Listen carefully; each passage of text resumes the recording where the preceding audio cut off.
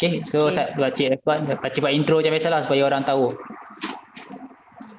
Assalamualaikum, Allahumma salli ala Muhammad. Selamat datang semua kepada yang hadir dalam live Pakcik Simple Humble.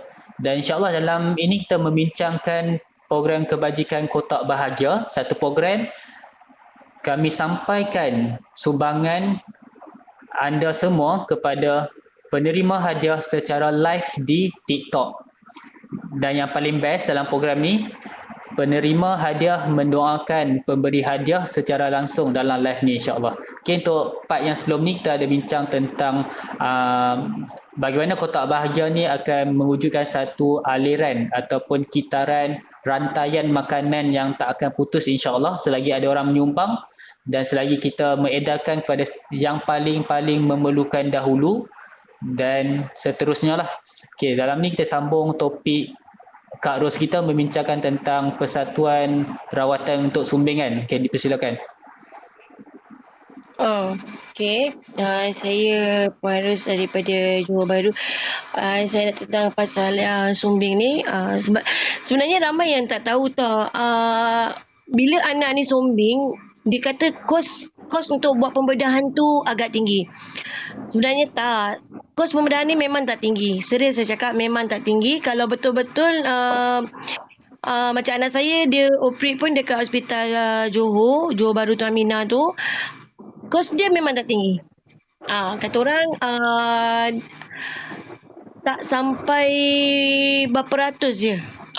Sebab kalau kita melalui ada McDonald tu, dia ada buat, tak silap saya dulu McDonald memang ada buat untuk rawatan budak-budak sumbing, apa semua, minta bantuan kat situ lah kan. Tapi sekarang tak payah. Sekarang hospital kerajaan pun dia dah ada buat untuk untuk rawatan sumbing, brazier.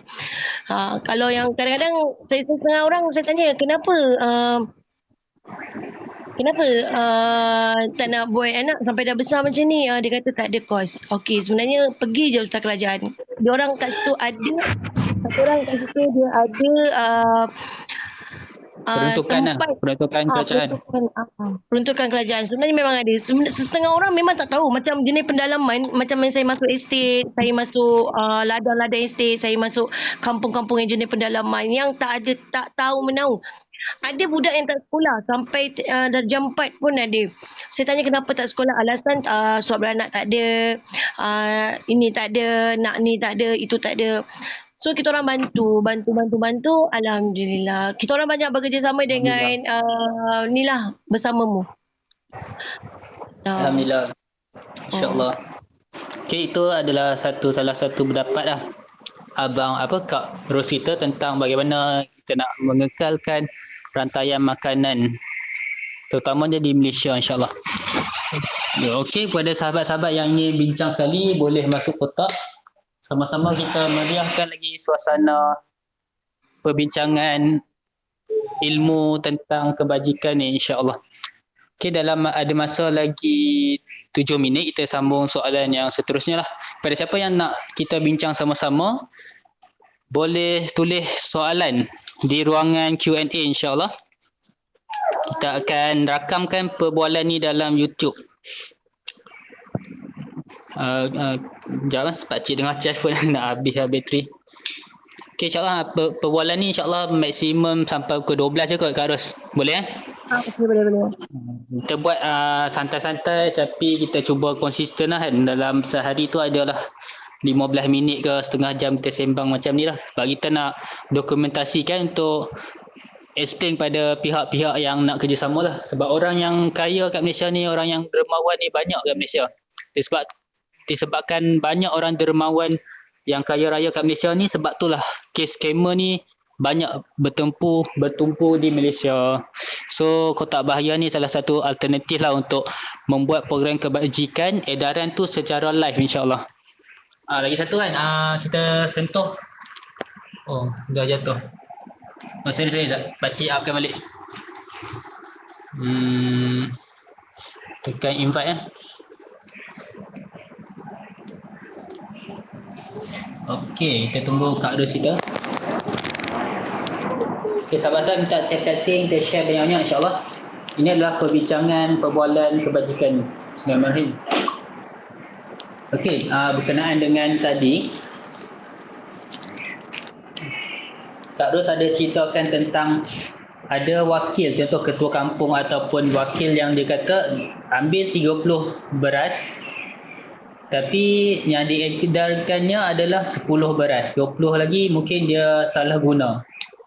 Okay, pakcik ada terfikir kan lepas solat hari tu kan, terfikir macam manalah kita nak memastikan bekalan makanan yang kita sedekahkan ni, kita sebagai pihak ketiga lah, sebab pakcik ni pihak ketiga, maksudnya pakcik ni orang tengah. Pakcik alhamdulillah lah taklah kaya mana kan, pakcik tahu pakcik ni tak kaya, pakcik buat platform untuk sampaikan sumbangan sebab bantu program kebajikan ni, walaupun kita hanya menyampaikan, pahala tu tetap sama insyaAllah. Okey, berbalik pada nak pastikan bagaimana tak berlaku salah guna dalam pengambilan stok makanan asas ni. Pakcik buat ni, program Kotak Bahagia ni, pakcik akan interview dulu orang yang mohon bantuan. Cara pakcik interview ni, pakcik bagi borang, adalah dia gaji berapa, tanggungan berapa, semua tu.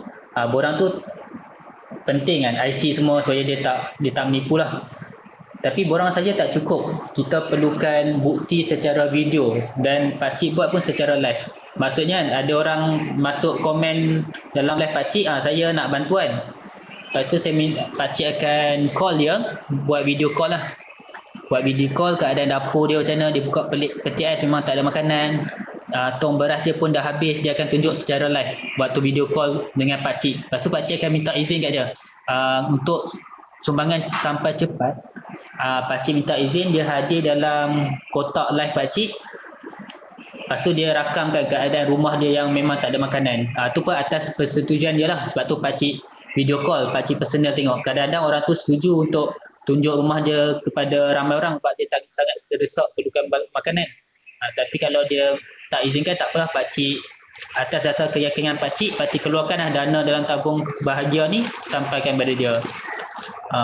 Agak-agak Kak Ros, kalau konsep macam ni, adakah dapat selesaikan masalah orang yang ketiga, wakil kampung ataupun wakil family yang ambil tapi tak sampai kepada yang pihak ketiga? Adakah cara buat live ni akan sedikit sebanyak membantu? Apa pendapat Kak Ros?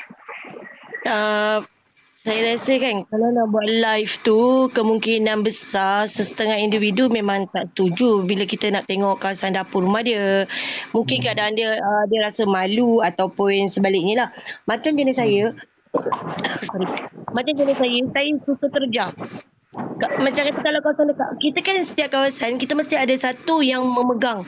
Maksudnya okey, macam saya dekat kawasan saya kat Keluang ni, okey, saya pegang lah. Maksudnya daripada Kota Bahagia saya kat sini.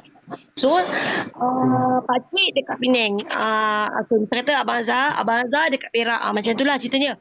Okey, wakil lah, kena wakil, dia kena terjah tau. Dia benda ni dia tak boleh kata orang kita call, buat video call, sebab macam nak bagi tahu nanti besok saya nak buat video call pukul berapa sekian. Benda ni pernah berlaku. Benda tu semua disuruh. Dia tunjuk yang kita minta tu yang ditunjuk. Jenis saya tak suka macam tu. Saya suka terjah. Jadi kita tahu keadaan tu benar ataupun tidak. Kebanyakan saya buat macam tu lah. Agak worry. Saya pun setuju dengan Kak Ros. Kita ada 1 minit lagi. InsyaAllah hasil kita bincang dua, kita ambil pendekatan jalan tengah. Mungkin for the first time boleh dalam talian kan, tengok keadaan. Second time kita boleh cari wakil untuk ziarah rumah. Bersangkut dengan kita masalah kurang pekerjaan kat Malaysia, mungkin Jabatan Kebajikan Malaysia, JKM JKM. Mungkin JKM dapat memberi peluang pekerjaan yang sangat-sangat banyak jika bajet kebajikan yang tinggi, sebab Malaysia ni banyak orang pemurah. Mungkin fresh graduate yang dalam bidang kemasyarakatan ataupun bidang komunikasi ni boleh dapat pekerjaan baru. Nama pekerjaan yang ditawarkan oleh Jabatan Kerajaan Masyarakat ni mungkin wakil masyarakat, ataupun kan memang dah ada jawatan tu, cuma mungkin tak dibuka peluang, mungkin banyak kosong. Tapi kat Malaysia ni banyak daerah, mungkin saya sendiri ada family yang kerja di JKM.